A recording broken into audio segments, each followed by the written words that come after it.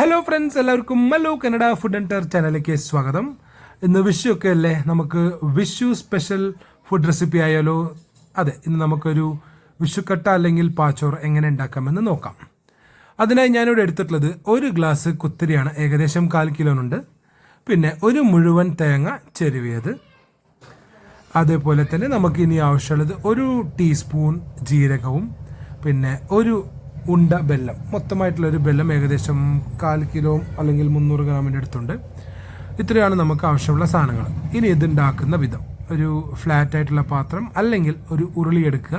അപ്പോൾ നേരത്തെ തന്നെ നമ്മൾ മാറ്റി വെച്ച അരി കഴുകി വെള്ളം ഒഴിച്ച് വെച്ചിട്ടുണ്ട് ഒരു 10-20 മിനിറ്റ്. അതിനുശേഷം 1 ഗ്ലാസ് അരിക്ക് 3 ഗ്ലാസ് വെള്ളത്തിൻ്റെ അളവ് ഒഴിക്കുക. എന്നിട്ട് നേരത്തെ കഴുകി വെച്ച അരി നമ്മൾ അതിനകത്ത് ഇട്ടിട്ട് സ്റ്റൗ ഓൺ ചെയ്യാം. പിന്നെ നമുക്ക് നേരത്തെ മാറ്റി വെച്ച തേങ്ങ ഉണ്ടല്ലോ, അത് കൈകൊണ്ട് നല്ലോണം ഈ രീതി തിരുമ്മണം.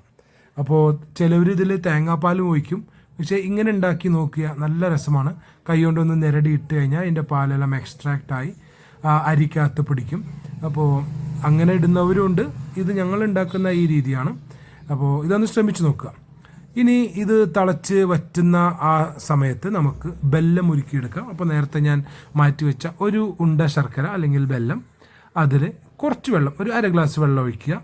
ഇനി ശർക്കര കിടന്ന് ഉരുകട്ടെ. ഇനി നമുക്ക് നേരത്തെ ഇട്ട അരിയും തേങ്ങയെല്ലാം തള വന്നിട്ടുണ്ട്. അതിനകത്ത് നമുക്ക് 1 ടീസ്പൂൺ ജീരകം ആഡ് ചെയ്ത് കൊടുക്കാം. അപ്പോൾ അത് നല്ലോണം തിളച്ച് അതിൻ്റെ വെള്ളമൊക്കെ വറ്റണം. അപ്പോൾ ഈ സ്റ്റേജിൽ കൊണ്ട് ഇപ്പോൾ ഏകദേശം വെള്ളമൊക്കെ വറ്റിയിട്ടുണ്ട്. ഇനി ഒരു 2 മിനിറ്റ് കൊണ്ട് നമ്മുടെ വിഷുക്കട്ട റെഡിയാവും. അപ്പോൾ നല്ല രീതിയിലൊന്ന് ഇളക്കി കൊടുക്കുക. ഓക്കെ, അപ്പോൾ തേങ്ങയും ചോറും ജീരകവും എല്ലാം നല്ല രീതിയിൽ വെന്തൊരു ലെവലെത്തിയിട്ടുണ്ട്. പിന്നെ നമ്മൾ നേരത്തെ വെച്ച ശർക്കര എന്ത് പാകമായി എന്ന് നോക്കാം. അപ്പോൾ ശർക്കര കൊണ്ട് ഈ പാകത്തിലായിരിക്കണം. അധികം കട്ടയായാൽ പിന്നെ അത് ഒഴിക്കാൻ കൊള്ളത്തില്ല, അത് ജെല്ലി പോലെ ആയി കിട്ടും. ഓക്കെ, ഇപ്പോൾ റെഡി ആയിട്ടുണ്ട്. നമുക്ക് ഒരു പ്ലേറ്റ് എടുക്കാം, പരന്ന പാത്രം. ഇവിടെ വാഴയില കിട്ടാൻ ഭയങ്കര കഷ്ടമാണ്, ഡിമാൻഡാണ്. അതുകൊണ്ട് ഞാനിപ്പോൾ പരന്നൊരു പാത്രത്തിൽ കുറച്ച് വെളിച്ചെണ്ണ നല്ല രീതിയിൽ സ്പ്രെഡ് ചെയ്തിട്ട് നമ്മൾ നേരത്തെ ഉണ്ടാക്കിയ വിഷുക്കട്ടയെല്ലാം നമുക്കൊന്ന് ട്രാൻസ്ഫർ ചെയ്യണം. അപ്പോൾ വിഷുക്കട്ട ഇപ്പോൾ ഏകദേശം ആയിട്ടുണ്ട്, ലൈക്ക് ഓൾമോസ്റ്റ് ആയി. അപ്പോൾ ഇനി നമുക്ക് നേരത്തെ എണ്ണ തടവിയ പാത്രത്തിനകത്തേക്ക് ഇതെല്ലാം മാറ്റാം. ഓക്കെ, ഈ ലെവലിൽ നമുക്ക് മാറ്റി ഒരേ ഷേപ്പിൽ അല്ലെങ്കിൽ ഒരേ ലെവലിൽ നമുക്കൊന്ന് പരത്തിയെടുക്കണം. ഓക്കെ, കണ്ടോ, ഈ രീതിയിൽ പരത്തിയെടുത്ത് ഫാനിൻ്റെ അടിയിലൊന്ന് വെക്കുക, അല്ലെങ്കിൽ ഒരു തണുത്ത സ്ഥലത്ത് വെക്കുക. അപ്പോൾ അതൊരു 10-15 മിനിറ്റ് കൊണ്ട് നിങ്ങൾക്ക് ഈ രീതിയിൽ കട്ടായി കിട്ടും. ഓക്കെ, എന്നിട്ട് നിങ്ങളുടെ ഇഷ്ടം പോലെ കട്ട് ചെയ്യാം.